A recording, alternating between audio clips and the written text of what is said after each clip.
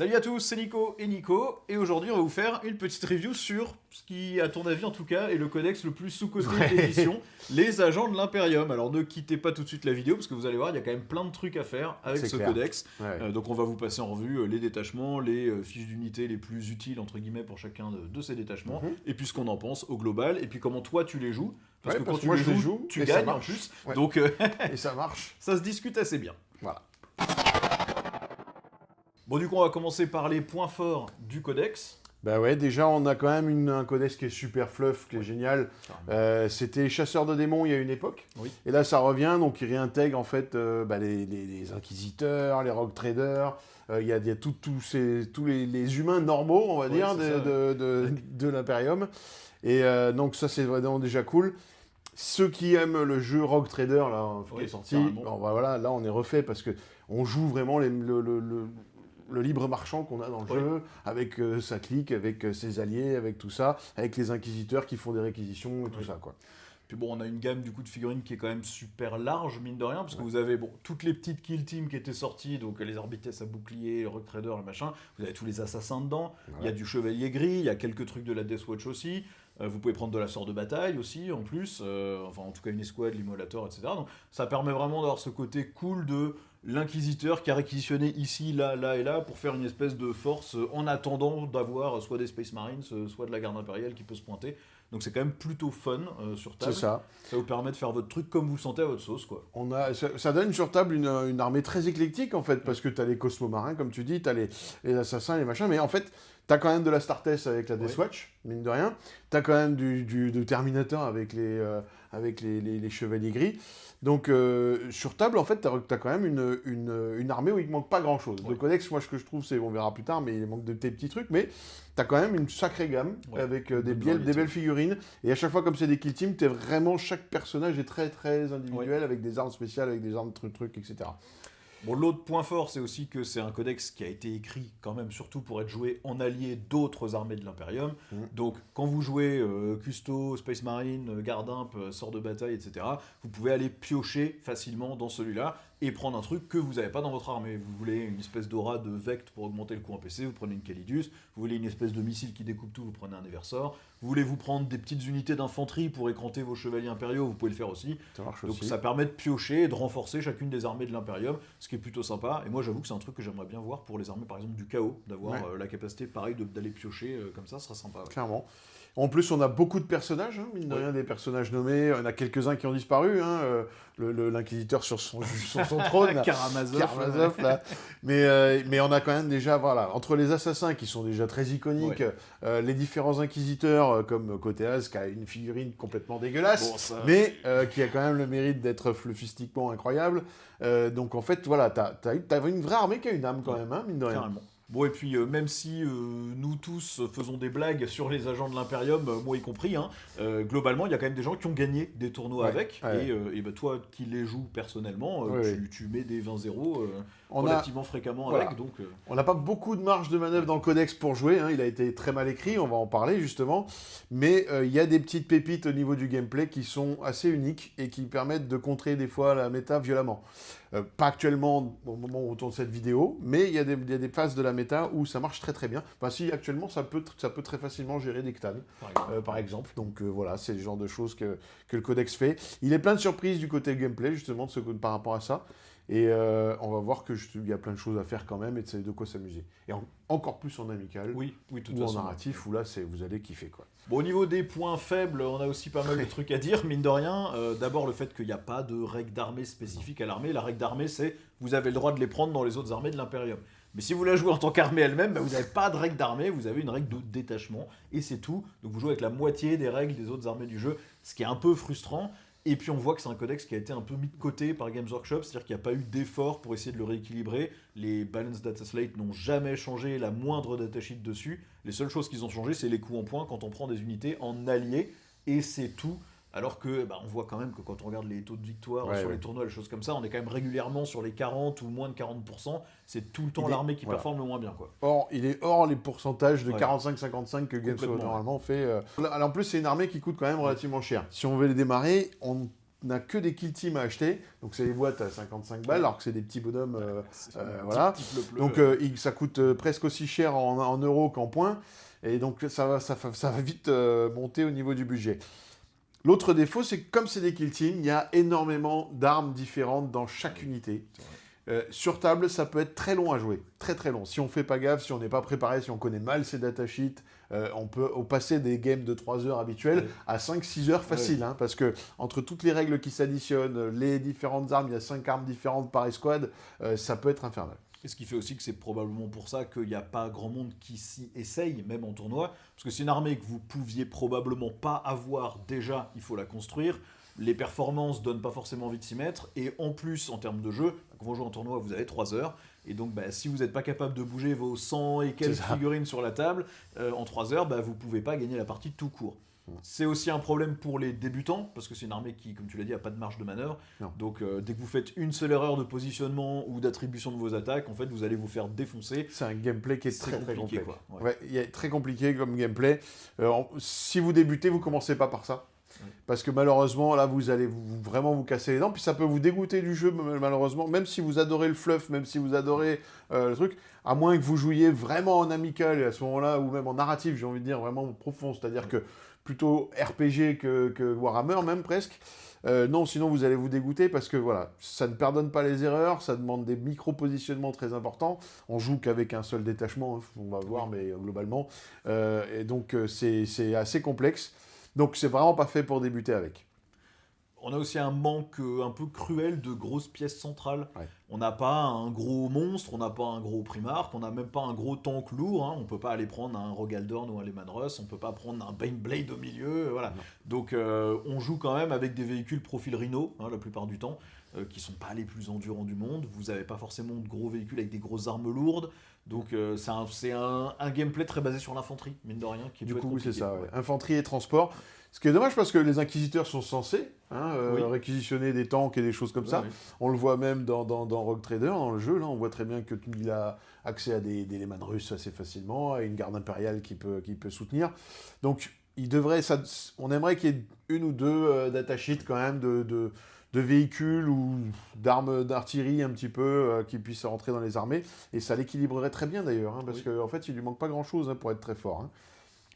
Mais bon, pour conclure un peu sur ces points faibles, voilà, c'est un codex qui peut être fun, qui peut être sympa. Malheureusement, c'est un codex qui est mis de côté. Hein, un codex, c'est un peu péjoratif, mais poubelle, hein, dans lequel Games Workshop a juste déversé toutes les fiches d'unités où ils ne savaient pas où les mettre, mais ils n'ont pas essayé de créer un liant entre les unités ou dans l'armée, ce qui fait que voilà, on peut s'en sortir, mais c'est à vous de trouver où sont les forces du codex et comment le jouer. Et il n'y a pas du tout de truc clé en main facile à comprendre, quoi. Mais du coup, on va vous en parler, comment on va le jouer, ça, hein, évidemment. Mais c'est vrai qu'au niveau... en gameplay, il n'y a pas de liant. Après, sur le fluff, si, c'est extraordinaire. Oui, le fluff est extraordinaire de ce codex. Heureusement, ça le rattrape. Bon, d'habitude, on parle de la règle d'armée à cette phase de la vidéo. Là, évidemment, il n'y en a pas. Hein, comme on l'a dit, la règle d'armée, c'est vous pouvez choisir des unités de ce codex dans vos autres armées de l'Imperium. Et si vous jouez cette armée en tant qu'armée, ce qui est le but de cette vidéo, vous n'avez pas de règle d'armée spécifique. Donc ce qu'on va faire à la place, c'est qu'on va vous dire ce que nous, on aimerait peut-être voir. Ouais, voilà, moi en fait, c'est vraiment ce qui manque au codex quand même. Il faut bien comprendre que le codex, vous lui rajoutez une vraie règle d'armée, il est complètement viable. Hein. Il passe de ses 40% de victoire à 50% à peu près, sans problème. 50. Ça demandera même peut-être de rééquilibrer certains coups en points.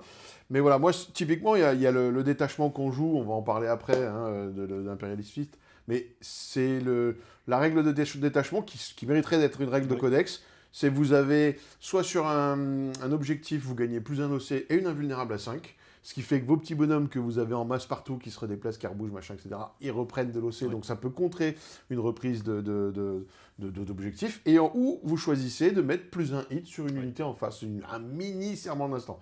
C'est pas très fort, mais déjà ça, en plus d'autres règles que de détachement, ça aiderait beaucoup le codex. Ouais. Et puis moi sinon, une idée toute basique, mais c'est de donner une règle type cartel Kabbalite des Drukhari. Donc en gros, vous choisissez une unité sur la table, si vous avez choisi une infanterie ou un monté, toute votre armée gagne touche soutenue contre toute l'armée adverse, ou alors vous choisissez un véhicule ou un monstre, et si vous avez choisi ça, toute votre armée gagne touche fatale sur toute l'armée adverse, pas que l'unité que vous avez choisie. Un truc comme ça permettrait de rendre les profils de petits piou-piou, les dizaines d'armes un peu des gars, plus intéressant de contrôler les monstres et les véhicules, ou au contraire d'aller saturer assez pour aller tuer des profils type Marines, des trucs comme ça. Voilà, ça peut être un truc tout simple. Évidemment, c'est pas du tout équilibré comme ça, ça se réfléchirait. Voilà, bien sûr. C'est des idées dans le vent pour dire, il y avait quand même des trucs à faire, c'était pas du tout impossible de trouver une règle d'armée qui marchait. N'hésitez pas, si vous avez des idées de les mettre en commentaire, c'est super intéressant. Bon, les autres changements depuis le lancement de ce codex, il y en a eu très peu, en fait. Ouais. Il y a eu le Culexcus qui a été nerf par rapport à sa faible qu'il arrivait à 3, etc. Ouais. Bon, maintenant, du coup, il sert à rien, malheureusement. Et puis, il y a eu le détachement assassin, qui est probablement le pire détachement du jeu, pas très loin. Je pense, je pense en gros, il vous oblige à prendre des assassins et à leur donner une amélioration qui augmente leur coût en points, et dans la plupart des cas, un peu comme le détachement Ctan qui vient de sortir, sauf que le détachement Ctan, vous buffez des trucs qui sont forts, avec des trucs forts, et là, vous buffez des trucs qui sont moyens, avec des trucs qui les rendent presque moins bons. Et qui coûtent beaucoup trop cher. Donc, il est vraiment pas terrible, à part pour le narratif et le fun. Oui, voilà, bon. Et encore. Du coup, on va passer au détachement. On va commencer avec celui qui est joué, en fait, le seul qui est vraiment joué, et peut-être même le seul jouable pour les agents d'Imperium, c'est le Classis Imperialis ou Imperialis Fleet. La règle est relativement simple. Vous choisissez une unité ennemie sur le champ de bataille. À chaque fois que vous l'attaquez, vous gagnez +1 pour toucher. Ou alors, effectivement, vous choisissez un objectif et jusqu'au début de votre prochaine phase de commandement, vous gagnez 2 l'OC, +1 d'OC et une invulnérable à 5 quand vous êtes sur cet objectif. Donc, ça, c'est vraiment le détachement qui est jouable, mais il est même très fort. Hein. Les reviews de Codex étaient passées complètement à côté à l'époque. Oui. Alors que vraiment, c'est le seul qui est vraiment fort. On croit qu'il est fluff parce qu'on se dit, tiens, il y a les restrictions, que ça doit être que sur les Voidsmen ou les mots-clés comme ça, mais en fait, on va se rendre compte qu'on n'a aucun problème de restriction dans ce détachement, et qu'au contraire, il offre plein de possibilités de gameplay. Au niveau des améliorations, pour 10 points, on en a une qui va permettre de jeter 3d6 à chaque fois que le porteur est choisi pour combattre, et sur chaque 4+, ça fait une blessure mortelle qui a en plus précision. Donc c'est une petite source, une espèce de mini-grenade en fait. C'est ça. C'est les armes digitales, de l'époque, ouais, c'est ça. Bon, c'est très fluff, donc c'est cool de l'avoir. Si on a les points qui nous restent, c'est toujours utile, parce que mine de rien, ça fait des petites blessures mortelles sur un petit perso. C'est ce que fait le seigneur cacophoniste Emperor Children quand il a tiré. C'est toujours agréable de pouvoir faire 1 ou 2 petits dégâts comme ça en plus. Ça marche. Ensuite, pour 15 points, on a une amélioration qui vous permet de donner le mot-clé infiltrateur à 3 unités agents de l'Imperium, sauf Déterminateur Chevalier Gris, parce que ça serait un peu violent. Mais ça, c'est ultra fort. Très bien. Il faut bien comprendre que vous pouvez avoir donc, un Eversor, par exemple, qui est en infiltré, du coup. Donc lui, T1, il arrive dans la gueule d'un perso que vous voulez, et il va l'atomiser. Hein. Vous pouvez avoir aussi donc, des packs de vétérans Deathwatch à 9 pouces de la ligne adverse, ce qui fait que dès le T1, ils vont impacter l'adversaire. Voilà, et alors, évidemment, on ne joue pas de manière débile comme ça, au contraire, c'est la problématique de ce codex, c'est très compliqué à jouer, mais ça vous donne des options de jeu incroyables. Vous avez un pack de Rogue Trader, par exemple, avec sa suite, qui peut déjà s'infiltrer aussi, mais ça fait 15 figurines que vous mettez en ligne sur le milieu de la table, c'est fini. L'adversaire ne peut plus s'infiltrer. Voilà. En gros, en mettant un gros cordon dégueulasse, 2 pouces, 2 pouces, 2 pouces, voilà. Et derrière, vous avez encore 3 unités à infiltrer où vous voulez. Donc vous préparez votre game grâce à cette amélioration. Ensuite, pour 20 points, on a une amélioration qui va seulement sur les Voidfarers, donc ça va être le Rogue Trader. Une fois par round, vous pouvez choisir l'unité du porteur et lui faire déclencher un de vos 3 stratagèmes pour 0 CP, qui sont des stratagèmes super structurants. On en parlera juste après quand on regarde les stratas. C'est quasiment auto-include parce qu'on va voir que le pack de Rogue Trader avec les Breachers, c'est quand même une unité qui peut faire très mal. Globalement, ça peut tuer un Rhino et tuer ce qui est dedans à la charge derrière. Hein, ça peut vraiment être efficace. Et en plus, quand on a des stratagèmes très puissants à 2 PC qui devient gratuit puisqu'il est nommé, ça devient très fort. Oui, c'est ça. Il faut bien voir qu'en général, quand on vous dit que vous réduisez le coût d'un stratagème à 0 PC, ça a été faqué pour dire que globalement, ça fait que -1 PC, sauf si le nom du stratagème est cité dans la règle qui dit c'est 0 PC. Donc si vous avez par exemple, je dis n'importe quoi, interruption au combat pour 0 PC, vous le faites bien à 0 PC, pas à -1. Et donc là, en l'occurrence, tous ces stratas sont bien à 0 PC. Et ensuite, pour 10 points, vous avez pareil, seulement sur un Rogue Trader. Au début de la phase où vous déclarez votre armée, qui va où et qui fait quoi, vous pouvez choisir 3 unités Voidfarers qui gagnent frappe en profondeur. Donc ça dépendra vraiment du gameplay que vous voulez avoir. Mais c'est vrai que c'est toujours pratique d'avoir des FEP pour arriver où on veut.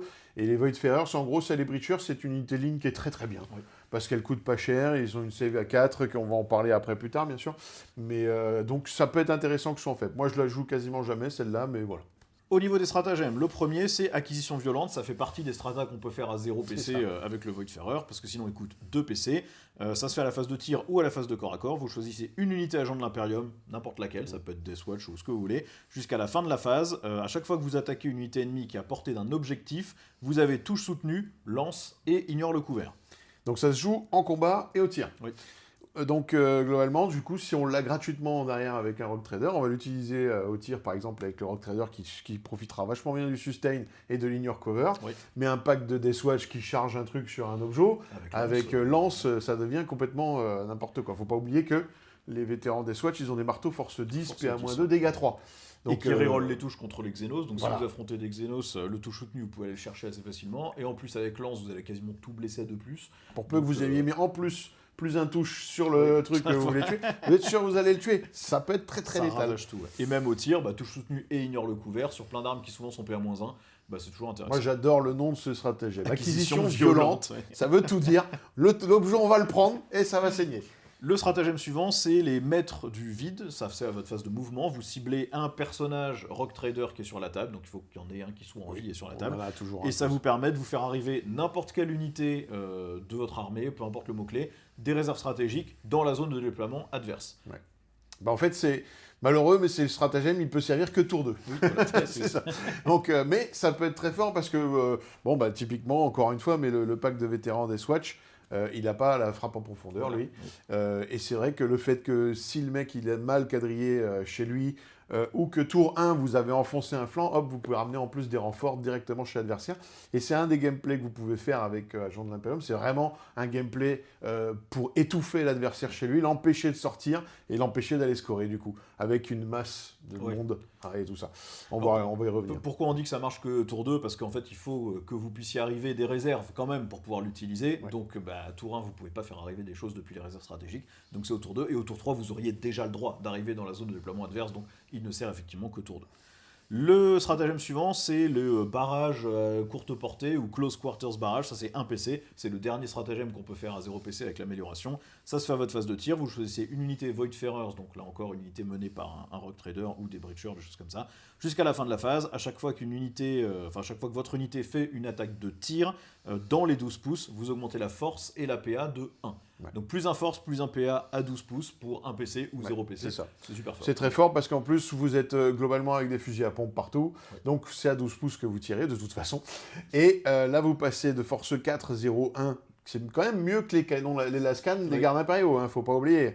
Vous avez déjà presque du bolter, et là, vous passez à force 5, PA-1, dégâts 1. Ça change toute la donne, parce qu'on passe énormément de paliers de dégâts avec ça. Et du coup, on cumule ça avec le stratagème à 0 PC pour avoir sustain, touche soutenue et ignore le couvert. Comme ça, votre PA sert à quelque chose, et vous pouvez commencer à atomiser des trucs quand même.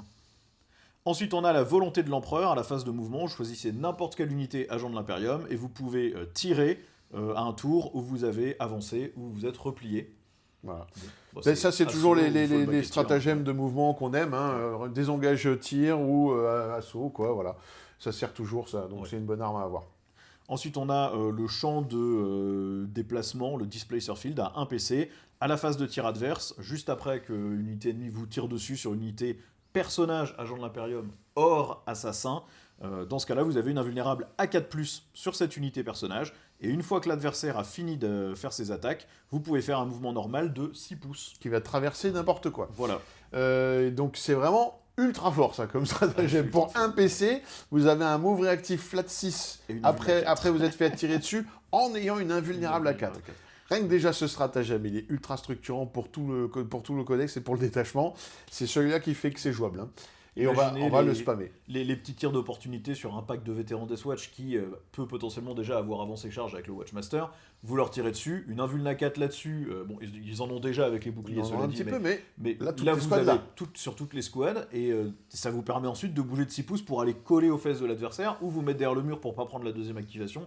Ça oblige l'adversaire à séquencer, c'est vraiment très très bien. Et ça nous demande d'avoir un personnage dans les squads, mais vous allez voir que dans ce codex, de toute façon, on met un peu des personnages partout, des inquisiteurs, des rogue traders, c'est vraiment cool de ce côté-là. Et du coup, le dernier stratagème, il est fait pour ça. Il s'appelle Selfless Bodyguard, donc garde du corps dévoué, on va va dire. Dévoué. Pour un PC, à la phase de tir ou de combat adverse, vous ciblez n'importe quelle unité agent de l'impérium qui a un personnage, une unité attachée, une unité menée, qui se fait attaquer évidemment par l'adversaire, et jusqu'à la fin de la phase, à chaque fois qu'une attaque qui a précision est allouée à votre personnage, et bien en fait sur 2+, cette attaque est allouée à une figurine normale de l'unité. Donc en gros, vous annulez précision sur 2+, au tir ou au corps à corps. Ce qui est quand même très fort. Ouais.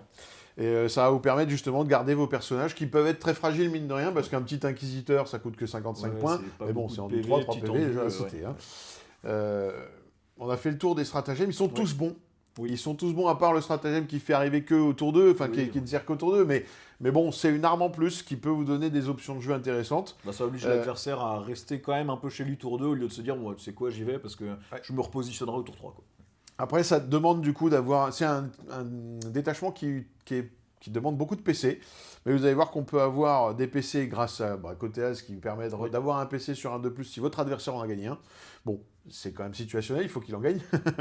Sinon, vous avez tous les inquisiteurs qui fait que quand vous utilisez un stratagème dessus, vous allez récupérer le PC pour 3 sur un 3+, donc c'est très pratique. Et puis du fait d'avoir un inquisiteur dans une escouade, vous allez avoir l'opportunité d'utiliser le strata. Et vous avez aussi la réduction de PC de 1 du Watchmaster, enfin du maître de guet, parce que qui marche comme le rite de bataille des Space Marines. Mais du coup, ça plus l'amélioration qui fait que des stratagèmes sont gratuits, on n'arrête pas de spammer de strata. Partout, Voilà. Au niveau des unités emblématiques du détachement, on a du coup évidemment tout ce qui est le Rogue Trader. Donc c'est pas juste un personnage, c'est une unité de 4 figurines. Vous avez du coup le Rogue Trader lui-même, vous avez un assassin qui découpe pas trop mal au corps à corps, parce que mine de rien c'est 5 attaques en 4-2, 1 précision, donc ça peut sniper des petits personnages. Vous avez un Lectro Maestro qui sert surtout à donner des petites aptitudes, et puis vous avez un adepte qui sert à soigner, puisqu'il permet de ramener un des 3 figurines à l'unité. Donc quand vous avez mis votre Invulna 4, que l'adversaire vous a tué un truc, vous avez fait votre mouvement, et vous allez pouvoir vous soigner à votre phase de commandement et ramener des bonhommes. C'est ça qui est vraiment très fort. En plus, comme aptitude, c'est quand il se met dans une unité infanterie, il va avoir l'infiltration, et il va permettre aussi de redéployer des 3 unités. Donc c'est comme je disais, celui-là, typiquement, il va servir à mettre avec un pack de breachers. Vous savez que vous avez la première pause, vous en profitez, vous étalez en ligne, au milieu de table, le Rogue Trader et la clique de Breacher. Ça vous permet déjà de prendre le milieu de table, l'adversaire il ne peut plus s'y mettre. Et vous, de toute façon, au redéploiement, vous allez le recacher derrière un mur, même à l'autre bout de la table, peu importe. C'est ça, parce que l'unité vous donne, du coup, vous prenez une seule de vos unités qui a un Rogue Trader et vous lui donnez infiltrateur, mais en plus vous avez un redéploiement de D3 unités lignes. Voilà. Donc ça vous permet vraiment de recorriger un déploiement, de vous replanquer, de faire ce que vous voulez. C'est vraiment une unité sympa. Elle n'a pas un potentiel de dégâts de malade, il y a quelques petites armes, mais par contre c'est un très très bon meneur pour plein d'autres choses. Et là, c'est là où c'est qu'il est intéressant, c'est qu'il y a 4 figurines dedans qui sont tous en Invulna 4 avec 2 PV pour les petits accompagnants. Et donc c'est typiquement le pauvre assassin et le pauvre pistolero Admec là, c'est eux qui prennent en premier en fait. Vous faites tirer dessus, vous allez faire mourir les deux persos avec 2 PV, surtout si vous faites tirer avec des de dégâts, enfin de la saturation basique, et comme ça c'est eux que vous faites revenir avec le soin. Ça, et donc ça crée une escouade en fait de 15 figurines qui est beaucoup plus tanky que ce qu'on croit. Et c'est 75 points, et c'est vraiment pas cher. 75 points pour 10 PV avec une Invulna 4 qui donne infiltrateur, qui redéploie et qui a quelques armes qui peuvent faire sauter un perso en fait, ou dégommer une petite unité de 5 infanteries lambda. C'est comme je disais, c'est le pack entier avec les strata, etc. Je vous dis, vous tuez un rhino et vous tuez ce qui descend du rhino dans le même tour. Donc il y a quand même une létalité, il y a quand même une force. Par contre, c'est très sous-estimé, c'est très peu lisible pour l'adversaire. Donc quand c'est joué comme ça, on se rend pas compte que ces petits gus tout pourris, là, ils peuvent vraiment faire des dégâts, ils peuvent tanker, ils peuvent se redéplacer quand vous allez tirer dessus, raise quand il fait que vous allez récupérer des objets, etc. Bon, voilà. C'est toujours l'avantage de ces unités qui sont difficiles à attraper en fait sur la table. Vous avez du mal à avoir suffisamment de lignes de vue, de suffisamment d'unités pour la tuer en une seule fois. Et si vous la tuez pas en une seule fois, elle se cache, elle se souhaite. En général, ils accompagnent des breachers, les breachers de la flotte impériale. Donc eux, c'est une petite unité de 10 bonhommes à 90 points. C'est des profils type garde imp, en du 3, save à 4. C'est save à 4 par contre. C'est save à 4. Le garde impérial, Ils ont quand même un sacré paquet d'aptitudes. Déjà, ils relancent les blessures de 1 tout le temps. Mais s'ils tirent sur un objectif, s'ils attaquent sur un objectif, ils relancent toutes les blessures. Ce qui fait que c'est pas ridicule. Une fois par bataille, vous pouvez faire une grenade à 18 pouces sur une unité ennemie au lieu de 8 pouces. Ça change tout. Donc ils tirent les grenades quand même, ils ont des sacrés bras les mecs.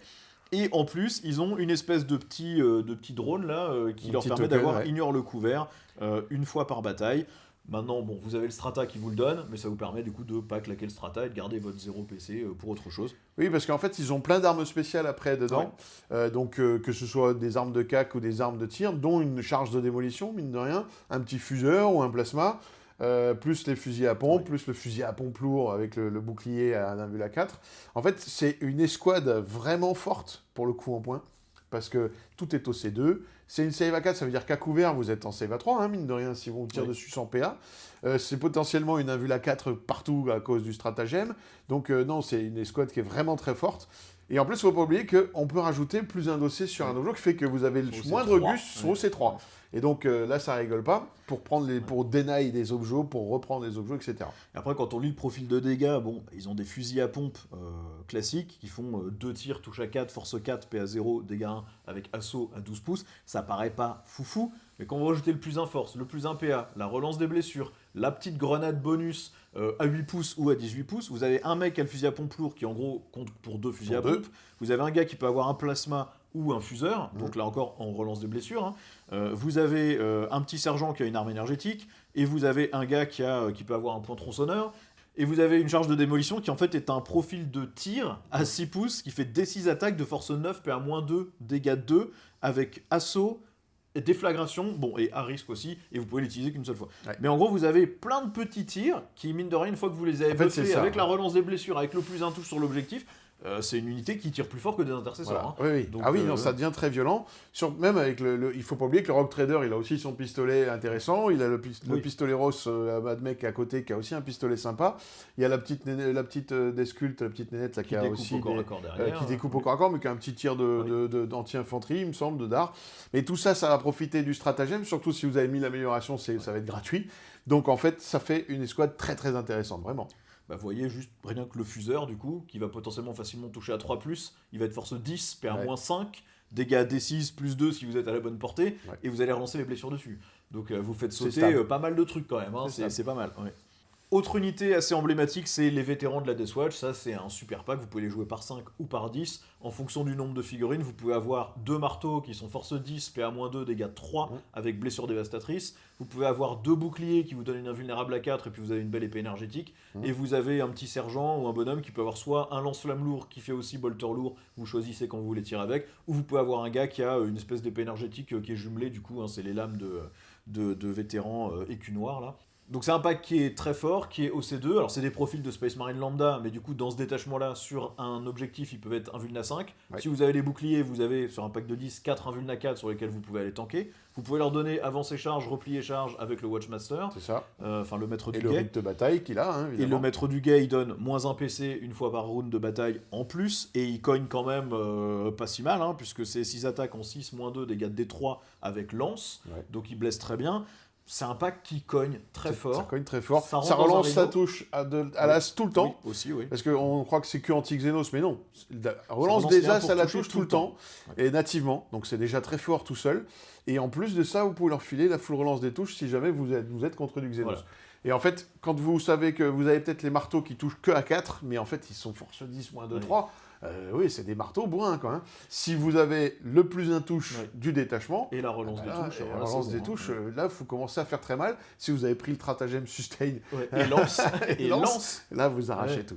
Donc, c'est un pack qui est vraiment fort. Et vous pouvez le mettre en infiltré. Donc, du coup, il y a une petite rectification qu'on a oublié de parler, mais dans les datasets qui dit qu'en fait... Enfin, pas dans les datasets, dans les FAQ, pardon, qui permet, normalement, vous mettiez les infiltrés, tu sais, avant de savoir quel perso a rejoigné quelle escouade. Oui, du coup, donc il fallait utiliser infiltration pour le perso et infiltration pour les squads. Maintenant, vous le faites quand ils sont réunis. Donc vous pouvez typiquement infiltrer 3 packs avec 3 Watchmasters au milieu de la table. Plus le pack du Rogue Trader lui-même, plus 4 infiltrateurs, comme vous voulez. Ça rentre dans un Rhino, ce qui fait que c'est super bien, parce que c'est pas des Primaris, donc vous avez le droit de les coller dans un Rhino. Ils vont nous faire mal quand ils seront plus là, par contre. Ouais, ça va faire mal, et donc le maître du guet, on en a parlé, mais ça cogne bien aussi. Vous avez aussi Artemis qui va donner touche fatale au lieu de donner le rite de bataille et l'avancée charge. Bon, vous avez plein d'options pour les jouer. Dans ce détachement, je joue souvent, moi, c'est le Corvus, parce qu'en fait, c'est un avion que vous pouvez mettre en hover, qui transporte aussi 10 bonhommes, mais qui bouge de 20.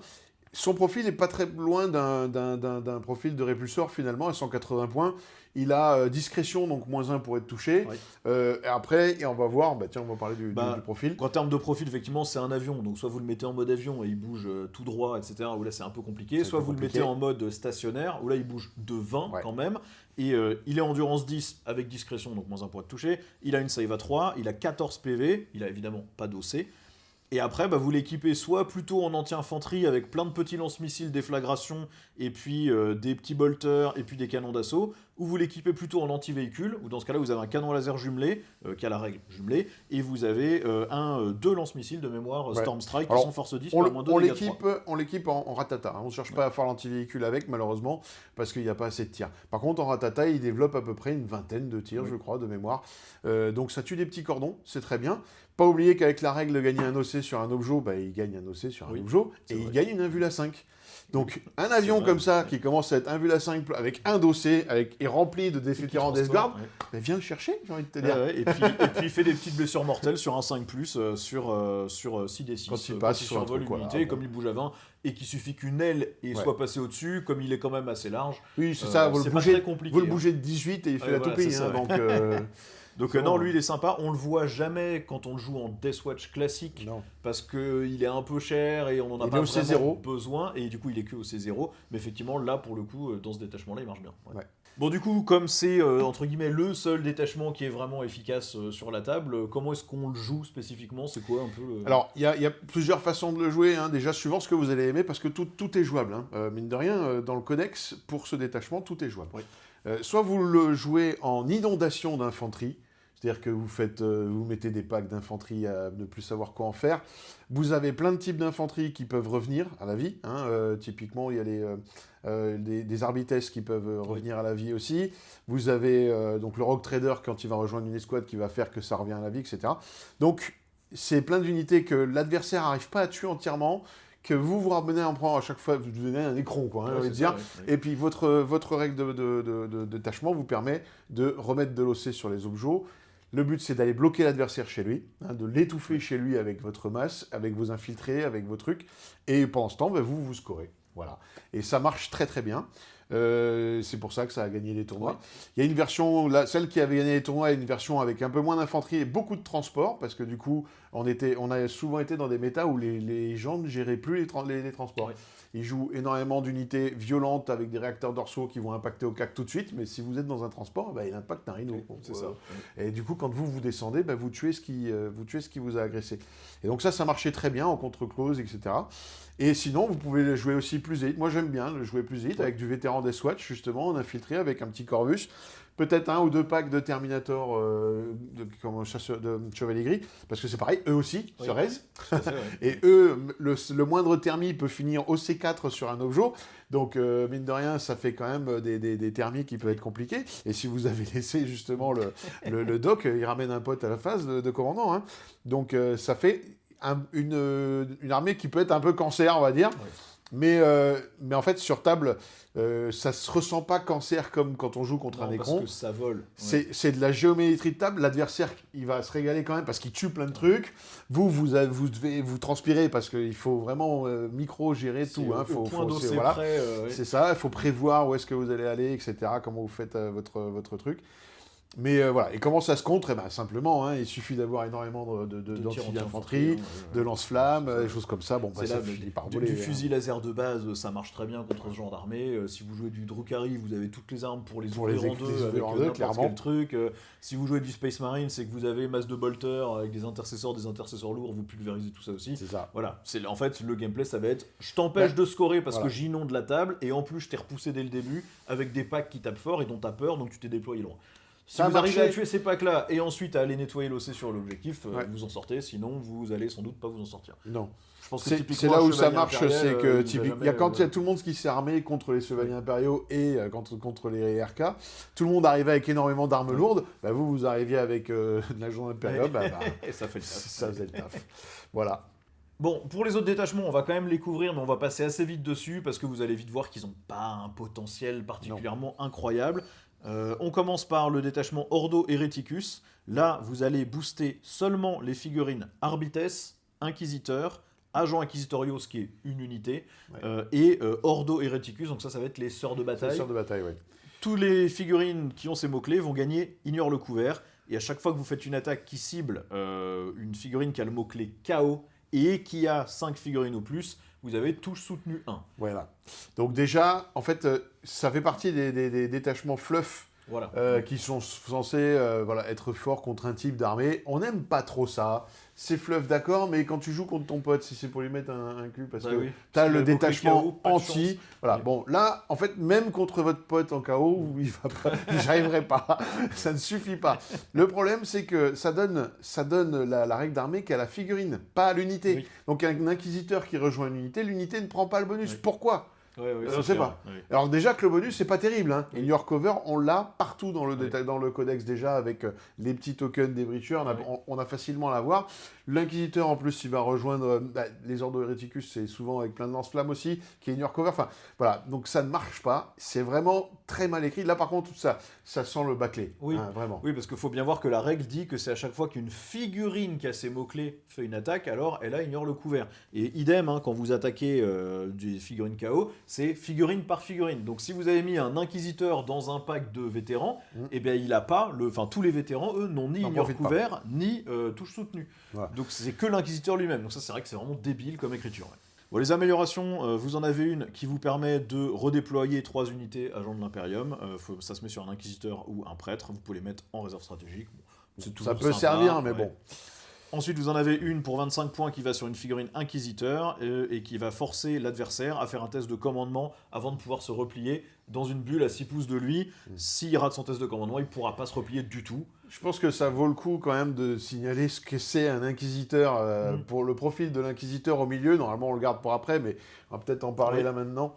Donc un inquisiteur, c'est mouvement 6, 3 PV, save à 4, 4 PV, un vuln à 5. Voilà. Et voilà, donc ça C'est tout. meurt sur un tir de précision ultra basique. Et puis ça fait pas vraiment. Bon, ça tape un peu, ça a une arme psychique, une arme de force, force Ouais, 5, voilà. PA-2, dégâts des 3. Et puis au Le tir, lance-flamme. vous pouvez lui mettre un petit lance-flamme psychique qui fait 2d6 tirs avec blessure dévastatrice, force 3, PA-2, dégâts. Mais c'est Force 3. Bon, ça marche très bien. C'est un très bon personnage, mais il faut réaliser qu'il n'y a que eux là qui peuvent prendre les améliorations. Donc, l'amélioration qui bloque le repli au Oui. corps à corps, bon, elle pourrait être intéressante. Le problème, c'est que. Mais à quel moment, lui, il survit à 6 pouces d'ennemi, quoi. Oui, en voilà, fait, c'est ça, oui. c'est ça le problème. Il va mourir, hein, de toute façon, dans ces cas-là. Ensuite, pour 15 points, vous avez une amélioration qui va sur un inquisiteur ou un prêtre quand le porteur mène l'unité. À chaque fois qu'une figurine de l'unité fait une attaque qui cible un Psyker, vous relancez le jet de touche. Donc là, si vous affrontez des Thousand Sons ou des Chevaliers Gris, vous ça. êtes super content. Sinon, Mais bon, là, c'est pareil, vous allez avoir les bonus du détachement que dans des unités qui sont pas très fortes au tir, ou alors sinon c'est des sistas. Hein, Oui.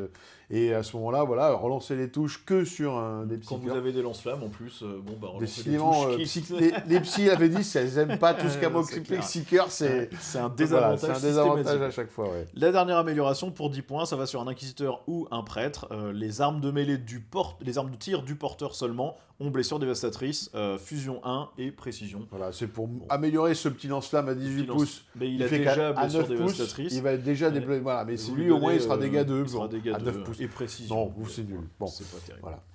Au niveau des stratagèmes, vous en avez un pour un PC qui va vous permettre de cibler une unité hors monstre ou véhicule, de lui forcer un test d'ébranlement, et à chaque fois qu'une figurine qui a été ciblée par ce stratagème fait une attaque, ils auront -1 pour toucher.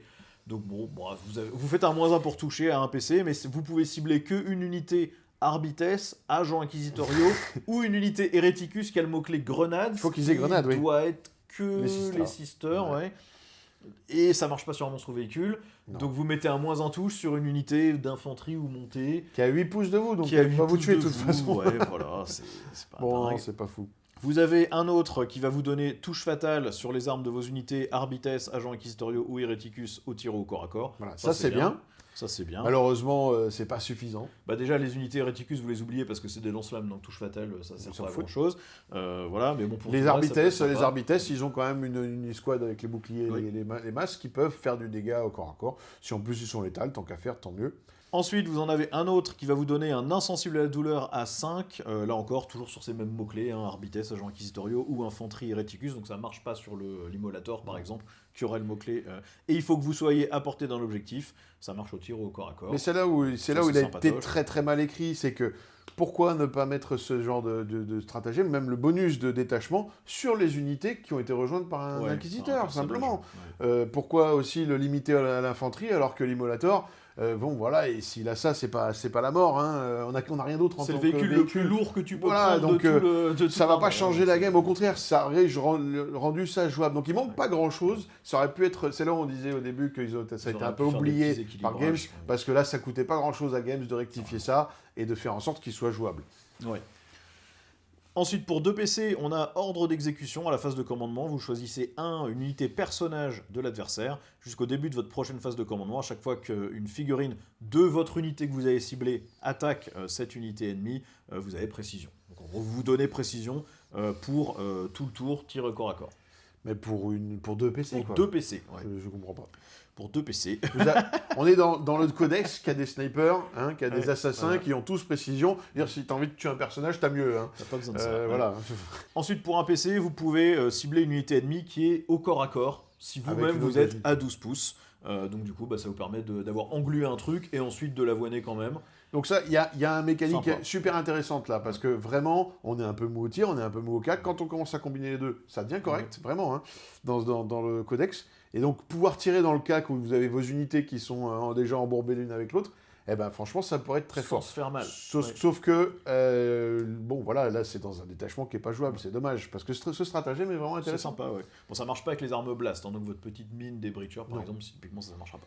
Et enfin, pour un PC, à la phase de tir adverse, quand il vient de détruire n'importe quelle unité agent de l'Imperium, là ils ont été sympas, vous pouvez cibler une de vos unités qui a les mots-clés Arbites, Agent Inquisitorio, Hereticus, qui était à 6 pouces de l'unité qui a été détruite, et vous pouvez tirer comme si c'était votre phase de tir, mais seulement sur l'unité ennemie qui vient de tirer. Donc vous avez un tir en retour, en gros, avec des unités qui, en général, vont être à très courte portée. Hein. Là, ce qui peut être intéressant, c'est qu'on a envie d'avoir les Sanctifiers avec toute la petite kill team là, qui est sortie avec tout plein de lance-flammes dedans. Voilà, ça peut être utile, mais ça demande d'être vraiment à courte portée. En fait, ça vous met dans des positions que vous n'avez pas envie dans le jeu. Hein. C'est-à-dire que globalement, en général, quand vous êtes à courte portée, c'est pour mourir. Il faut dire ce qui est. Hein. Donc là, oui, il y a peut-être une unité. Si le mec séquence mal en face, il va se laisser tirer dessus. J'y crois pas trop. Non. Puis voilà, faut voir que c'est pas des unités qui ont un potentiel de dégâts. Non, après, tout voilà. C'est des volumes de lance-flamme force 3, force 4, 100 PA. Enfin, vous allez pas laminer un gros monstre, un gros véhicule, un gros machin. Vous avez rien qui vous aide à passer des grosses endurances dans le détachement. Hein. Non. Donc voilà pour celui-là. Bon, c'est comme on dit, en fait, ça paraît. On se dit toujours, c'est le côté narratif sympa. Ah bah, je peux jouer mon truc anti-chaos, c'est rigolo. Et en fait, d'habitude, ces détachements-là, c'est ah ouais, mais là c'est toxique. Je prends le détachement type Psyker qui défonce tous les Psykers. Mon pote joue Thousand Sons, je l'explose. Mais là, même pas en fait. Non. Ouais. Parce qu'en fait, les bonus que ça vous donne sont vraiment pas ouf. Sont nuls. Donc pour une partie ultra narrative où vous avez fait une table magnifique et vous avez envie de jouer comme ça, pourquoi pas, sortez-le. Ils ont vraiment juste coché la case. Voilà. Il fallait qu'ils mettent Ordo Hereticus quelque part, ils l'ont coché. Comme je dis, ça manque vraiment pas grand-chose pour que ce soit intéressant. Il y a trop de limitations là. Et du coup, l'idée de faire un bonus qui soit anti-KO, mais qui donne vraiment qu'un petit bonus. Oui. Donc ça c'est bien, au moins ça évite d'être toxique contre votre pote quand vous jouez en amical. Mais il faut quand même que le détachement soit jouable. Là, c'est pas le cas. Voilà. Déjà, rien que s'il donnait le bonus aux unités rejointes par n'importe quel inquisiteur, ça permettrait d'avoir 3 packs qui ont des bonus raisonnables. Et après, le problème, c'est que le bonus ignore couvert ou touche soutenue sur les unités de plus de 5 figurines, c'est en fait, on l'a plein, on l'a partout. L'Immolator le donne, les Breachers, ils l'ont avec un token. On a Dimir Corver, on en a partout. Donc déjà, c'est pas... Donc ça sert à rien. On peut parler vite fait des Arbites, quand même. Ouais.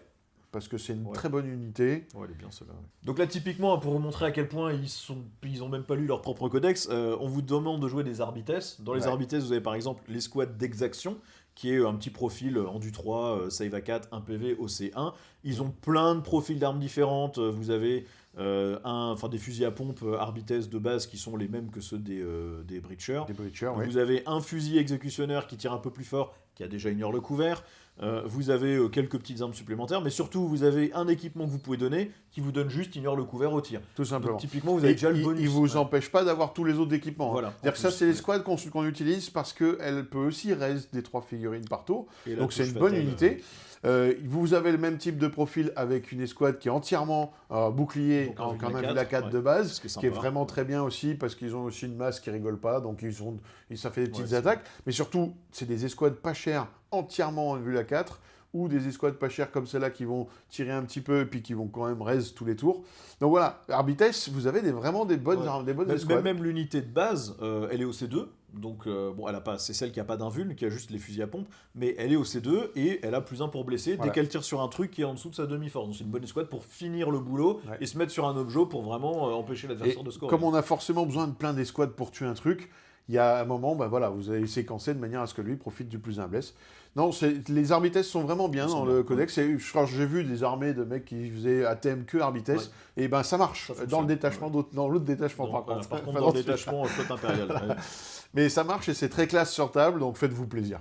Bon, du coup, les sorts de bataille, on va pas s'attarder dessus parce qu'on en parlera dans le codex. Sorts de bataille.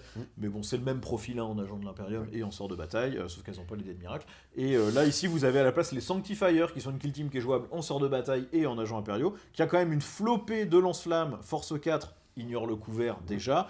Vous pouvez mettre un plasma, vous pouvez mettre un lance-flamme qui lui est force 5, ignore le couvert, et vous avez le feu sacré qui lui est force 6, mais à -1 dégâts 2, et qui aussi déjà ignore le couvert. Voilà. Donc en gros, cette unité, le bonus de détachement, ça lui sert à rien. L'escouade d'exaction, le bonus de détachement, lui sert à rien. Si vous faites rejoindre une unité par un inquisiteur, il n'y a que lui qui ignore le couvert et pas le reste de l'unité. Enfin bon, on sait pas ce qu'ils ont fichu quoi. Non, et voilà. Et vraiment, c'est vraiment maladroit, et là on sent que la personne qui l'a fait n'était pas animée par ce qu'elle faisait, vraiment pas. C'est dommage.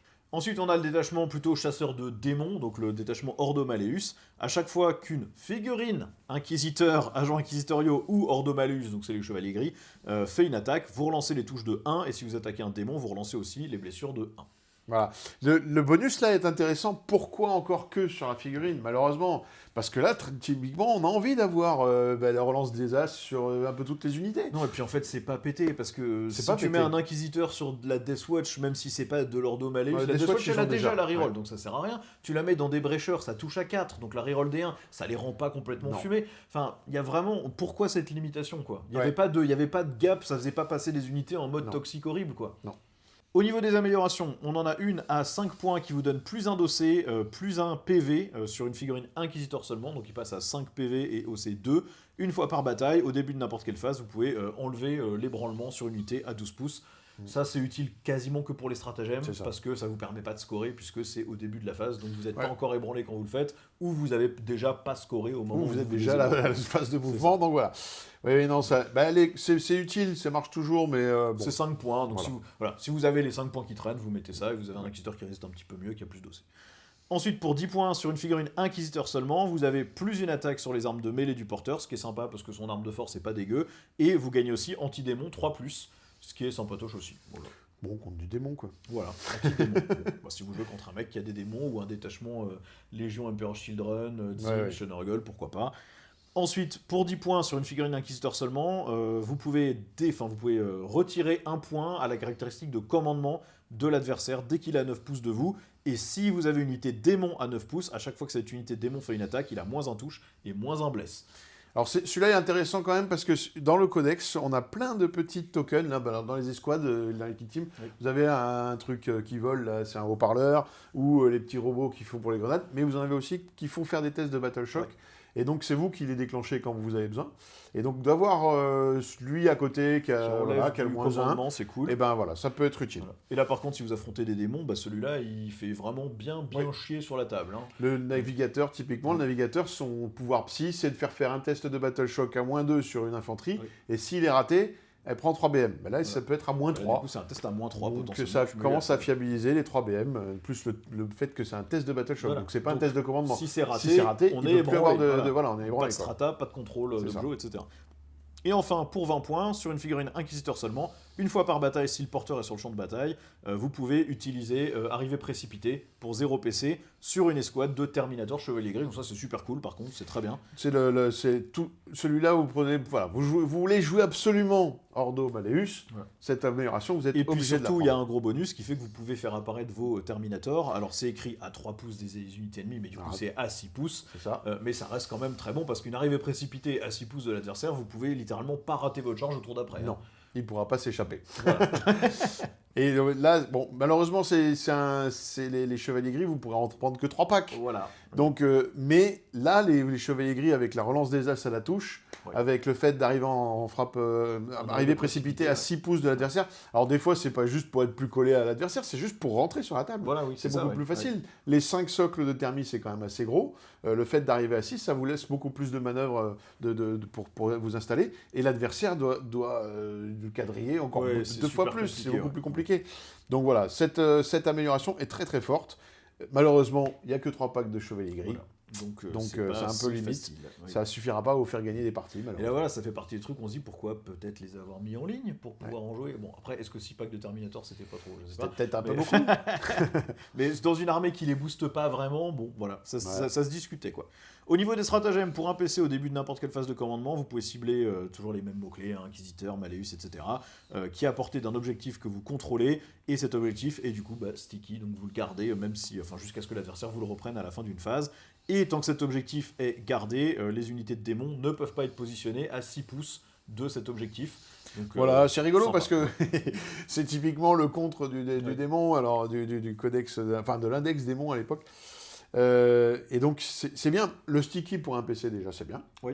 Et il y a le petit bonus pour les démons qui est pas pété non plus, mais qui va bien faire chier votre copain.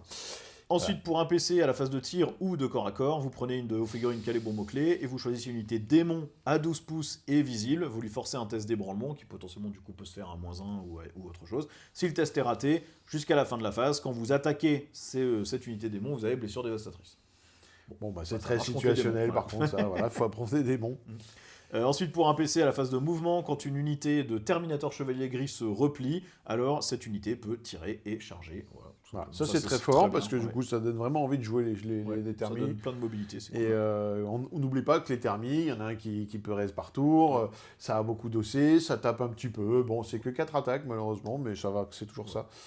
C'est ça qui punch dans cette armée. Oui, pour Dans ce ce détachement, détachement-là, oui, il n'y a que ça qui punch. Ensuite, pour un PC, vous avez votre armure de vif argent Voilà. sur vos chevaliers gris, donc -1 à la PA adverse, ça c'est toujours très bien. Ce qui rend vraiment les thermies dans ce détachement très intéressant. Il faut bien voir qu'une figurine qui est à 2+2 save, qui va être dans du couvert et qui a l'armure de mépris, pour commencer à la mettre sur une save à 3, il faut de la PA-3. Hein. Donc il n'y a pas beaucoup de volume en PA-3 qui tue des figurines à 3 PV. Non, puis voilà, vous allez en raise, vous allez avoir la relance des As dessus, vous allez avoir le désengage charge, vous allez avoir fait pas 6. Donc en fait, vraiment, c'est dommage parce que du coup, il n'a pas assez, parce que ça ne suffit pas à structurer une armée, les 3 packs de thermie là, mais ça les rend très forts. Ensuite, on a pour un PC, vous ciblez une unité Ordo Malleus à la phase de tir adverse ou à la phase de corps à corps quand vous faites attaquer par l'adversaire, et toutes les armes psychiques des figurines de l'unité ennemie gagnent à risque. Donc là, vous emmerdez que les démons et les Thousand Sons, ou les Chevaliers Gris, si vous voulez jouer. Quelle tristesse. Voilà. Et puis, en fait, ça, ce qui est vraiment pénible avec ces trucs-là, c'est que, oui, c'est narratif, mais c'est toxique pour l'adversaire. Vous faites une partie fun, narrative avec votre pote, et lui, dès qu'il vous attaque, il se prend des BM. Enfin, bon, c'est des trucs relous, quoi, c'est relou. Et ensuite, pour un PC, à la phase de tir, une escouade de Terminator Chevalier Gris qui n'a pas encore tiré, gagne touche fatale, et psychique sur ses armes. Ce qui ne sert à rien dans le détachement, à ma connaissance. Le psychique, c'est un debuff, hein, et ça n'apporte rien du tout. Il n'y a rien qui va aider le psychique. Et par contre, touche létale, voilà. Ça c'est bien. Ça c'est bien. Le problème de ces stratas, c'est voilà, l'orientation quand c'est trop anti-démon. C'est soit toxique, soit complètement inutile. Donc c'est pas terrible à jouer déjà. Comme je disais, là, on a vraiment que les escouades de thermie qui sont vraiment bien synergisées dans ce détachement. C'est un peu léger quand même. Bon, on va en parler pour voir un peu ce qu'elles font, mais globalement, c'est des packs qui sont maximum de 5 figurines. Vous ne pouvez pas les jouer par 10. C'est le profil de thermie, ça bouge à 5, endu 5, 3 PV, save à 2, un vulna 4. Ils sont au C2 quand même. Au tir, il y a pas mal de petits canons, de machins comme ça que vous pouvez mettre. Donc vous avez quelques armes un peu lourdes et vous avez les bolters plus classiques. Mais c'est surtout au corps à corps où vous avez 4 attaques, force 6, PA-2, dégâts 2, psychique. Et puis en termes d'aptitude, vous avez touche fatale dès que vous avez fait un mouvement de charge. Et puis vous avez en aptitude une bannière qui vous donne plus 1 à l'OC tant que la bannière est là. Vous avez le petit truc qui vous ramène une figurine cash. Au début de votre phase de commandement. Et si vous avez des inquisiteurs attachés, l'inquisiteur gagne frappe en profondeur, ce qui vous permet de le téléporter aussi. C'est ça. Et en général, là, vous allez avoir envie de mettre un inquisiteur avec, parce que du coup, dans ce détachement, il va vraiment profiter du détachement, et vous allez utiliser les stratagèmes sur les thermies, et sur un 3+, vous récupérez un PC avec l'inquisiteur. Hein. Donc voilà. Bon, c'est pareil, ils l'ont bâclé. Ils l'ont bâclé parce qu'il y avait quelque chose à faire. Il y avait quelque chose à faire de pas toxique, quoi. Hein. C'est-à-dire que quand c'est trop axé anti-démon, machin, non, faut arrêter. De toute façon, ils ont essayé depuis diversion, hein, ça ne marche pas. C'est soit, de toute façon à l'époque, hein, on se rappelle, hein, les GK, ils étaient moyens partout, mais ils tombaient contre du chaos, ils les atomisaient. Mais il n'y avait même pas de match, c'était pas intéressant de jouer. Donc ça, c'est vraiment le truc toxique que personne n'aime. Même, parce qu'en fait, si vous voulez faire une partie narrative avec votre pote, vous lui proposez de jouer, tiens, je sors mes forces inquisitoriales contre tes démons ou contre tes Thousand Sons. Le mec te dit, ah ouais, c'est trop cool. Puis après, vous lui dites, bah du coup, par contre, tout ce que tu fais, en fait, je te l'éclate. Ça marche pas, ça c'est des buffs, ça tu fais pas là, ça tu prends du hasard 12. Bon, bah, le mec en face, il dit, mais si c'est que pour toi que tu t'amuses, moi je m'en vais. On se marre pas, quoi. C'est pas fun, quoi. C'est pas fun. Donc, même pour du narratif, sauf si votre pote est prévenu de ce que ça fait, en fait, c'est pas très amusant. Le détachement suivant, c'est l'Ordo Xenos. Alors, on va même pas en parler, en fait. Non. Parce que concrètement, vous prenez le détachement d'index de la Death Watch, et c'est exactement les mêmes stratagèmes, exactement la même règle de détachement. Il y a que les améliorations qui changent un peu. Sauf que vous jouez la Death Watch sans la Kill Team Indomitor, qui est très forte, sans la Kill Team Fortis, qui est bien, sans la Kill Team Spectrus, qui est bien, sans le serment de l'instant, sans le serment de l'instant des Space Marines, et vous n'avez pas non plus la Kill Team Talon Strike, qui est bien aussi. Et même toutes les escouades, toutes les unités Space Marines, si vous voulez rentrer des tanks, vous pourriez. Là, non, vous pouvez les jouer avec, du coup, 3 mètres du guet, vous pouvez mettre 6 packs de vétérans des Swatch. J'avais la nouvelle Kill Team Attila, la nouvelle Kill Team qui est pourrie, donc on ne parlera même pas, parce que les règles sont vraiment mauvaises. Vous pouvez prendre des Corvus, et c'est tout, donc vous avez... En fait, vous jouez la même armée que vous pourriez jouer en Space Marine en beaucoup moins bien, avec moins de règles et moins de choix d'unités. Donc vraiment, celui-ci n'a aucun intérêt. Du coup, ils l'ont juste tué en sortant l'index des Swatch. Et c'est à ça qu'on voit qu'en fait, ils s'en fichent de ce codex, parce qu'ils sont même pas repassés dessus en disant « Hey, tu peux prendre la Kill Team Indomitor, machin, etc. » C'est le même coup en point, t'as pas le serment de l'instant. Ce sera déjà nul, hein, parce que sans le serment de l'instant, c'est cher. Sans le serment de l'instant, c'est trop cher. Pas nul, mais ça serait vraiment moins bien. Mais même ça, ils l'ont pas fait. Donc voilà, on est quand même vraiment limite là. Et enfin, on a le dernier détachement, qui est le détachement assassin, qui est le détachement de Grotmass, alors qui dans le concept est super cool. Hein.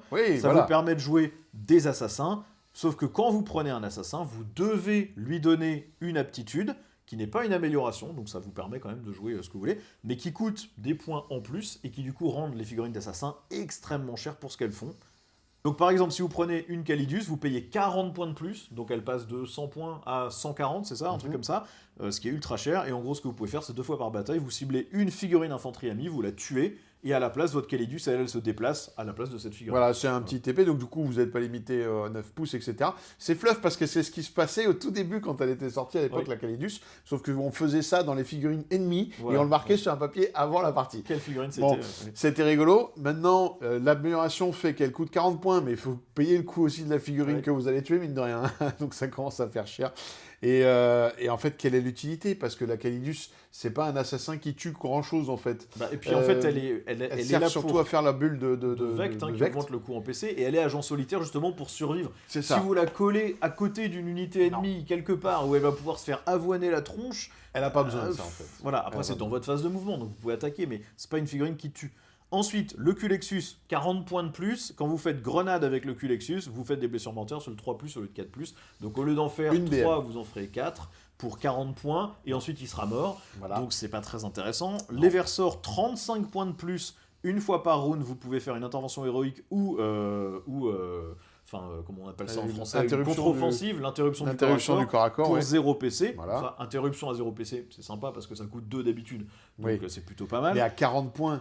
Mais est-ce que ça vaut 35 un PC points, c'est très très cher, Et ensuite pour l'assassin Vindicare, là c'est 45 points et le fusil à anti-monstre 4+, anti-véhicule 4+. Ça, c'est sympa, mais c'est 45 points. Il tire qu'une seule fois, donc enfin bon, bref. Tout ça, c'est trop cher. Il faut pas oublier que les assassins, on va faire les détails. On en fera un tour, mais faire les stratagèmes. Mais dans le codex, les assassins, en fait, quand vous en payez un, au début de la partie contre votre adversaire, vous pouvez l'échanger contre les autres assassins du moment qu'ils coûtent soit le même prix, soit moins cher. Donc, typiquement, vous prenez un Eversor, c'est le plus cher, il vaut 110 points, je crois.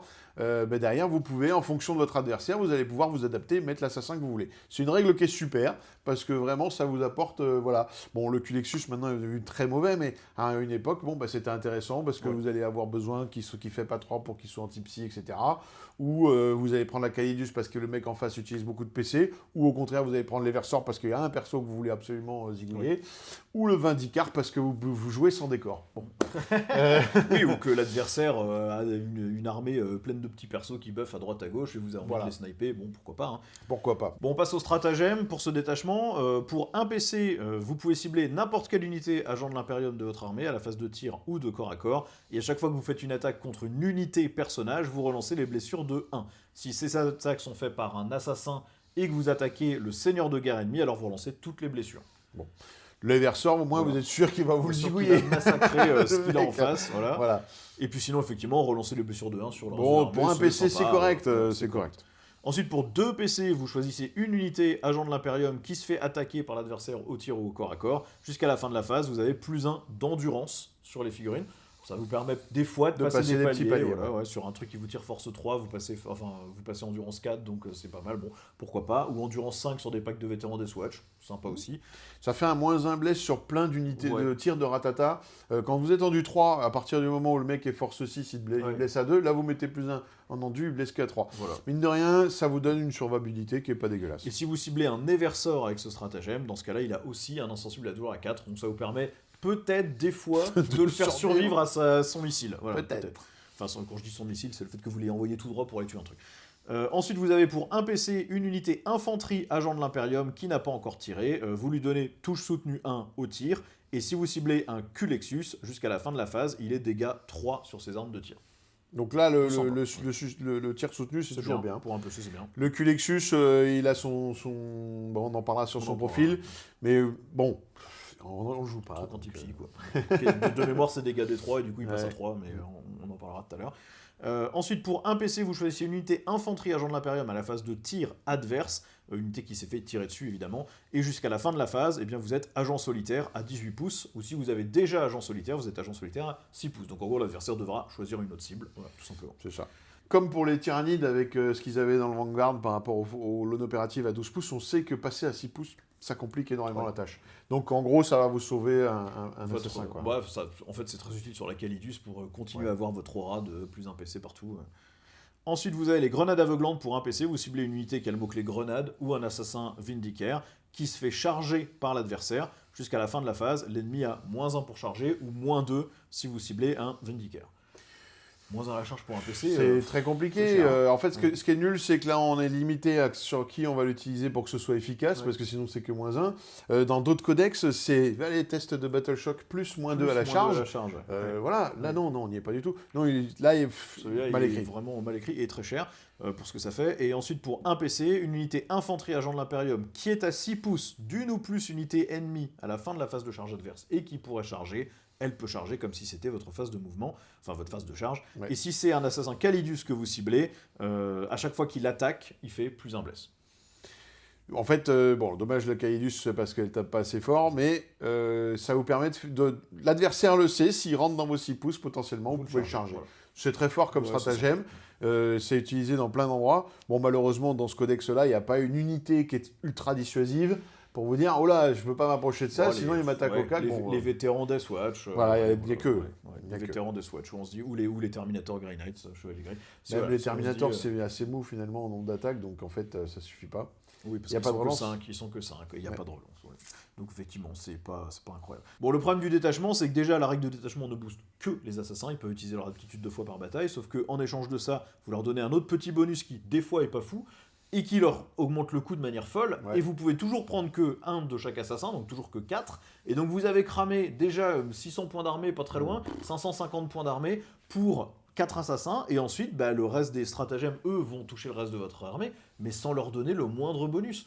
Enfin, donc, En fait, en gros, on n'a déjà pas de règle d'armée. Ouais. Là, c'est un détachement sans règle. Non plus, ouais. Là, c'est quand même se tirer une sacrée balle dans le pied. Hein. Avec des assassins qui coûtent beaucoup trop cher maintenant. Alors, qui sont bien, hein, tous les assassins sont bien, à part le Culexus, vraiment qu'on joue plus trop. Mais ils sont quand même bien et bien costés, ça va. Ouais. Mais là, avec l'amélioration, c'est un nerf. Parce qu'ils coûtent beaucoup trop cher pour ce qu'ils font en plus après derrière. Donc, on n'a pas envie. Ouais. Le pack de stratagèmes est moyen.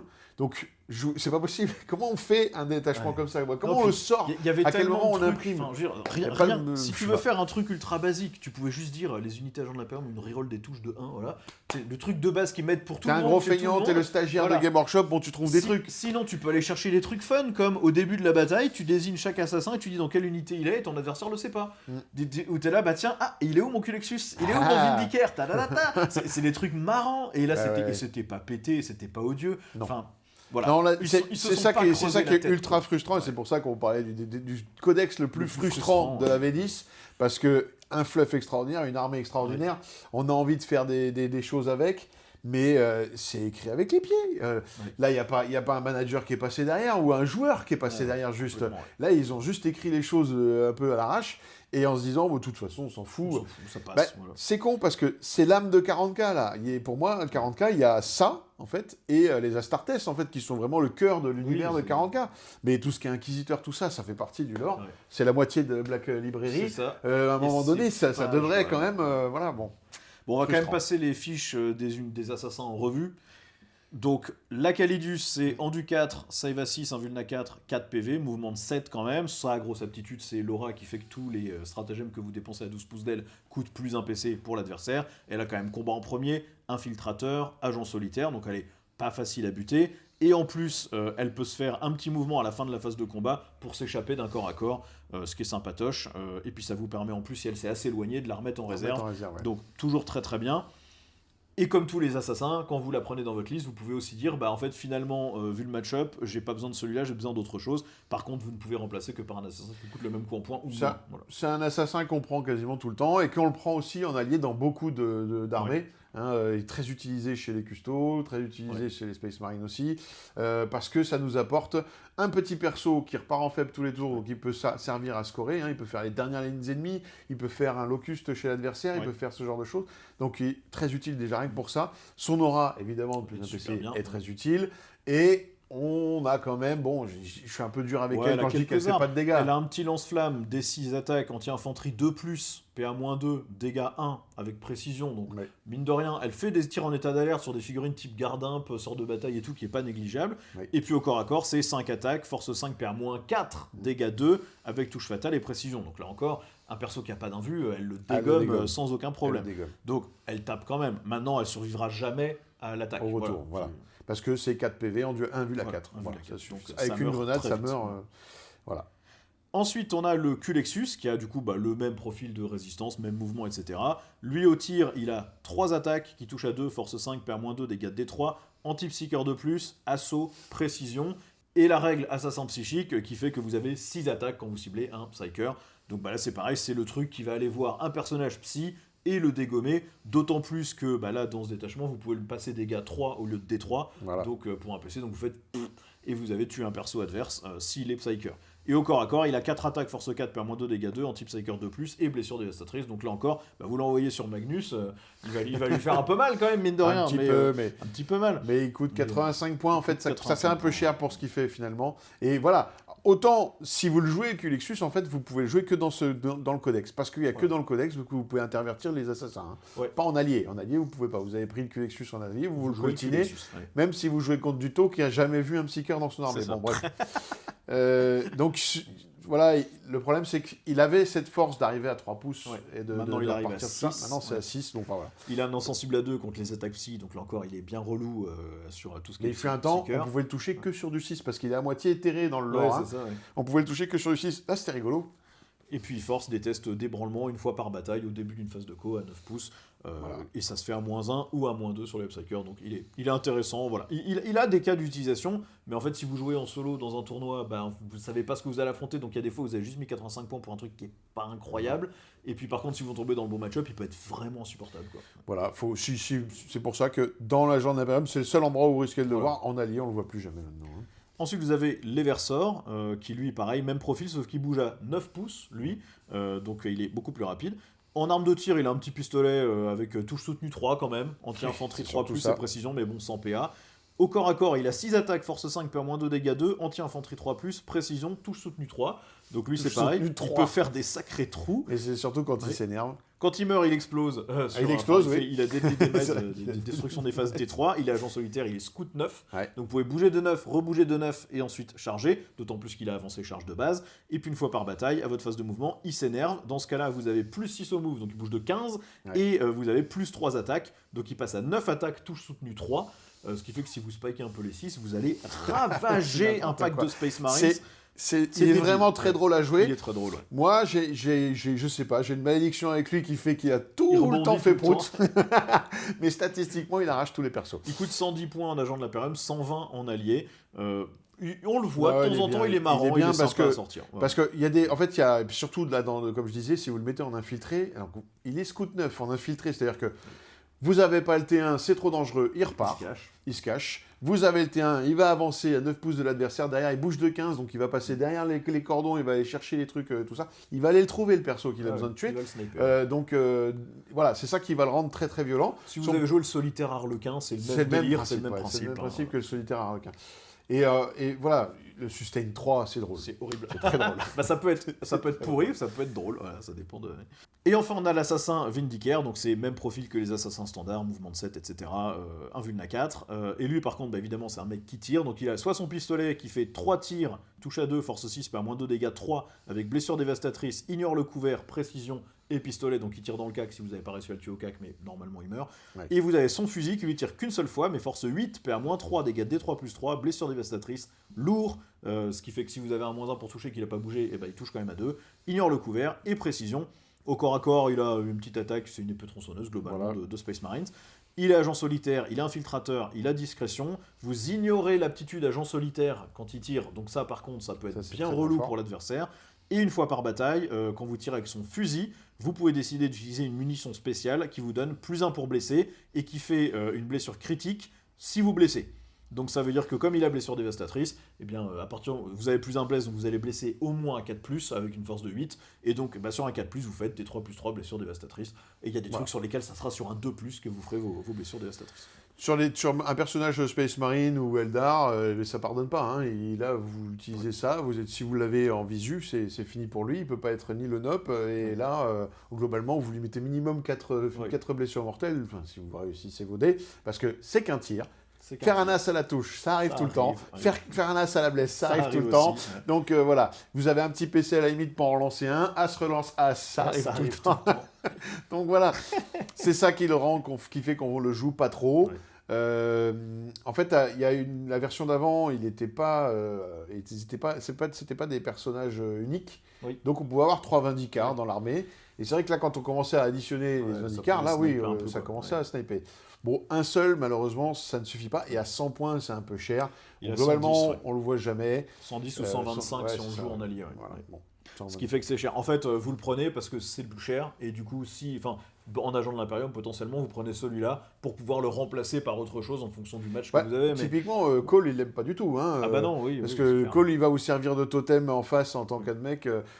Et c'est là, et vous ignorez l'agent solitaire. Voilà. Le nouveau personnage, là, le Nécrosaure. Amentar, voilà, Lucius. Voilà. C'est des personnages qui n'aiment pas du tout ça. Donc, suivant, quand vous jouez agent de l'Imperium, c'est une arme que vous allez pouvoir utiliser qui peut être rentable. Hein, puis il faut voir le pistolet avec 3 tirs en touche à 2, force 6, pas moins 2 dégâts 3, des wounds, il peut aussi tuer un petit custo par-ci par-là, il va chercher un bon et il tue les personnages aussi. Donc bon, il est pas nul, mais il dépend de la situation et de ce que voilà, c'est trop dépendant, donc en fait on peut pas se permettre d'après, dans les games où on va pas le jouer, enfin il va pas être utile, là vous jouez plus qu'à 1880 points. C'est par rapport à votre adversaire. Donc vous êtes tiré une balle dans le pied. C'est ça, le Vindicar. C'est shooté avec son pistolet tout seul. On va finir sur les inquisiteurs nommés, qui sont intéressants à la fois dans le codex, mais aussi souvent en alliés dans d'autres armées. Donc ceux-là, ils ont vraiment leur place dans le jeu. On a d'abord Koteas, qui lui bouge à 6, endu 3, 4 PV, save à 2, invuln à 4, OC 1. Donc c'est un profil d'inquisiteur assez classique, sauf qu'il a une save à 2 par rapport à l'inquisiteur de base. Bah, ça, c'est son gros slip. Voilà. C'est son gros slip métallique. Ouais. Bon, la figurine est malheureusement assez moche, je trouve, personnellement. Certains m'ont dit dans les commentaires qu'il l'a trouvé très classe. Ah ouais. Mais, tant mieux pour vous. Tant mieux, si vous les trouvez bien, c'est bien. Moi, je préférais l'ancienne. Sinon, vous jouez avec l'ancienne qui est beaucoup plus stylée. Il a une arme de tir quand même à 18 pouces, D6 tir, force 3, perd-1 des gains, mais il est anti-infanterie 5+, anti-démon 4+, blessure dévastatrice. Donc vous vous demandez pourquoi anti-infanterie 5+, parce que il est des blessures dévastatrices. Donc vous allez tout blesser à 5+, de toute façon en infanterie en règle générale, sauf peut-être des custos, mais là du coup vous leur faites des petites déwounds à droite à gauche, c'est sympa. Au corps à corps, il a 3 attaques de force 9, PA-3, dégâts 3, psy, donc il dépote quand même un petit peu, même si c'est que 3 attaques. Ouais. Il a le droit d'embarquer dans n'importe quel transport que l'unité qu'il rejoint mène. Voilà. Il donne une invulnérable à 6 sur l'unité qu'il mène et une invulnérable à 4 contre les attaques psychiques et celles faites par les démons. Ouais. Et en plus, à chaque fois que votre adversaire gagne un PC, sur 2+, vous en gagnez aussi un. Évidemment, ça ne dépasse pas la limite de PC que vous pouvez gagner dans votre tour. Hein, donc, il est sous-joué parce qu'il est vraiment très intéressant. Mine de rien, il a son petit piaf qui fait que à 18 pouces, vous retirez le couvert. Hein. Et vous n'avez pas besoin de voir l'unité pour le retirer. Donc vraiment, les 18 pouces, c'est grand. C'est long. Ça permet d'aller... Vous avez une unité qui est un peu au milieu de table, vous allez mettre ça sur tout ce que vous voulez. L'intérêt aussi, c'est que cette petite invule à 6, vous l'avez tout le temps, mais c'est une invule à 4 dès qu'il y a le KO en face, en haut. Et en fait, mine de rien, dans la méta, il ne faut pas oublier que maintenant, le KO, ils ont 5 codex minimum, 6 avec celui des démons. Donc en fait, on en voit quand même quelques-uns. Il est intéressant, même sans KO en face, et avec du KO, il est vraiment intéressant parce qu'en plus, il a des armes qui rigolent pas trop. Et il est pas cher. Gris, vous affrontez du Thousand Sun, vous affrontez de l'Eldar où il y a aussi du psy, des choses comme ça. Bon, ça vous donne le petit bonus, quoi. Il est pas cher, donc pour le coup, il coûte 75 points, enfin 95 points en allié dans une un peu plus mais cher, 75 points en agent, il est vraiment pas cher. Et il peut rejoindre escouade d'exaction, chevalier gris, n'importe quelle ligne de l'Imperium. Vous pouvez le coller avec des custos, vous pouvez le coller avec des intercesseurs, ce que vous voulez. Les custos, ils n'ont pas besoin de lui. Mais... Non. Le ignore couvert peut être sympatoche, mais vous ne payez pas 95 points pour ça. Non. Ensuite, on a Draxus, qui elle, pour le coup, les custos l'aiment beaucoup. Ouais, donc c'est un profil d'inquisiteur lambda avec la save à 3, invuln à 5 et 4 PV. Elle a un petit tir psychique qui est touche soutenu 2, 6 attaques, force 6, PA 0, dégâts 2. Elle a en plus 4 attaques de son espèce de catapulte shuriken assermentée par les Ordos, elle n'est pas hérétique. C'est 4 tirs, force 4, PA 0, dégâts 2, anti-infanterie 4+, blessure dévastatrice. Elle a au corps à corps un petit gantelet énergétique, 3 attaques, force 6, PA-2, dégâts 2, ce qui est pas nul non plus. Et en plus de ça, quand vous faites une attaque sur une unité qui est Xenos, vous avez +1 pour toucher. Et en plus de ça, sur un 2+ à votre phase de commandement, vous donnez agent solitaire sur l'unité qu'elle rejoint à 18 pouces. Par contre, si vous faites un 1, vous prenez des blessures mortelles sur l'unité. Voilà. Elle est très forte parce que tous les petits tirs qu'elle fait avec des gardes, elle va relancer les blessures. Elle peut tirer 2 fois. Et elle va tirer 2 fois. Ouais. Voilà. Donc là, ça commence à saturer beaucoup. Et c'est de l'anti-infanterie, ça fait beaucoup de BM. Donc pour le coup, elle est vraiment bien. Le fait de mettre l'aune opérative à 18 sur un pack de custo, c'est super utile, super fort. Donc elle avait été augmentée en points parce qu'elle était jouée tout le temps chez les custons. 95 aussi, voilà. Et 75 en agent de l'Imperium. Mais sinon, c'est un bon perso. Ouais. C'est aussi utile dans les agents de l'Imperium parce que vous avez le même principe en la mettant avec des breachers. Hein. Oui. Elle va se retrouver avec la relance des blesses. Alors, elle ne fera pas deux activations. Mais c'est-à-dire, ce qu'il ne faut pas oublier, c'est qu'elle va donner plus un hit sur des Xenos à son pack. Là, ça deviendra intéressant. Et que si vous les jouez donc, en Imperialist Fleet, vous avez le stratagème qui va donner une invule à 4 à tout le monde et rebouger, etc. Donc, c'est un pack qui va être intéressant à jouer. Et avec elle, en plus, vous gagnez l'aune opérative et tout ça. Donc, que ce soit en agent de l'Imperium, elle est bien. Et en allié, elle est vraiment bien. Elle est bien dans des custos, mais dans d'autres choses aussi. Ouais. Ensuite, vous avez l'inquisitrice Greyfax, qui elle a le profil type de l'inquisiteur classique. Elle a un petit tir, anti-personnage 4+, blessure dévastatrice, précision psychique, de force 8, PA-2, dégâts 3. Donc bon, la petite dévoune, enfin les trois dévounes sur un personnage, potentiellement, c'est rigolo. Puis elle a un petit bolter Condemnor, là, enfin une espèce de lance-pieu, qui est anti-psyker 2+, dévoune, mais c'est dégâts 1 et tir rapide 1, donc elle va pas faire des miracles avec ça. Et elle a une épée énergétique, force 4, PA-2, dégâts 2, avec 4 attaques. Ses aptitudes, c'est anti-psyker 4+, sur les armes de tir de l'unité qu'elle rejoint. Si vous savez ce que vous affrontez, c'est rigolo. Voilà. Et surtout sur une unité qui aurait des blessures dévastatrices. Et quand elle mène une unité, vous avez +1 pour toucher dès que vous attaquez une unité qui est sous sa demi-force. Elle est en fait vraiment pas chère, je crois qu'elle est à 60. Elle est à 65 points dans les deux cas. Ouais. En fait, on l'a catalogué trop en personnage, en type psy ou en truc. En fait, ses aptitudes sont vraiment très intéressantes à avoir. Et comme elle coûte pas cher, comme je rappelle, il y a des fois où vous avez juste besoin d'avoir un personnage pour utiliser le stratagème, on appelle sur une unité qui personnage, est super fort. Donc elle vous l'amène. Et en plus, elle peut filer donc de la devastating sur du 4+, dans les unités Psyker. Autant vous dire que dans un pack de vétérans des Swatch, vous attrapez Magnus comme ça. Hein. Oui, avec les marteaux, il dégage. Force 10, anti-Psyker 4+, des wounds. Hop, ça vole. Et donc, c'est là où c'est intéressant, c'est que c'est pas un personnage, c'est un personnage fluff, mais c'est pas un personnage très cher. Ouais. Et donc, en fonction de son orientation d'armée, hein, ça peut être un personnage en plus que vous allez jouer. En allié, on la voit quasiment pas du tout. De toute façon, même on la voit quasiment pas. Pourtant, elle peut amener des petits trucs en plus. Voilà. Bon, du coup, pour conclure sur ce codex, c'est dommage ce qu'ils ont fait avec. Moi, c'est vrai que je l'ai acheté quand il est sorti. J'avais même commencé à monter une armée dessus. Et après avoir vu 3 ou 4 data slates sans aucun changement, je me suis dit, en fait, j'ai déjà tellement d'autres armées. Je vais pas me concentrer sur un truc que je vais jouer une fois de temps en temps pour le fun. Parce que moi, j'ai pas le niveau pour le jouer en compétitif et m'en sortir avec. Donc, j'ai abandonné l'idée et j'ai revendu à quelqu'un qui voulait vraiment jouer l'armée. Et puis voilà, c'est vraiment dommage parce qu'il y a plein de trucs cool. On voit que dans plein de détachements, il manque pas grand chose. C'est étendre le bonus à quelque chose d'autre, donner un tout petit bonus, donner une petite règle d'armée par-ci par-là. C'est très frustrant par rapport à ce qui a été écrit ailleurs, en fait, dans les autres codex. C'est vraiment, on se sent un peu abandonné quand ça, c'est votre armée de cœur. Oui, là, vous êtes. Et puis, c'est un codex qui a été vendu au même prix que les autres. C'est une armée qui est censée être supportée par Games Workshop. Et puis, les kill teams valent quand même assez cher. Et puis, ça fait des armées qui sont magnifiques. Donc, c'est pas normal que ce soit pas mieux géré. Par contre, j'insiste quand même. C'est surtout parce que personne n'a d'armée qu'on ne le voit pas.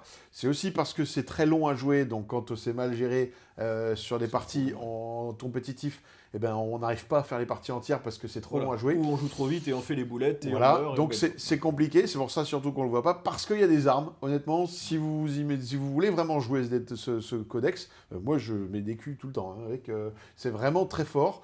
Le détachement, comment ça s'appelle, l'Imperial Fleet. Par contre, c'est que ce détachement-là.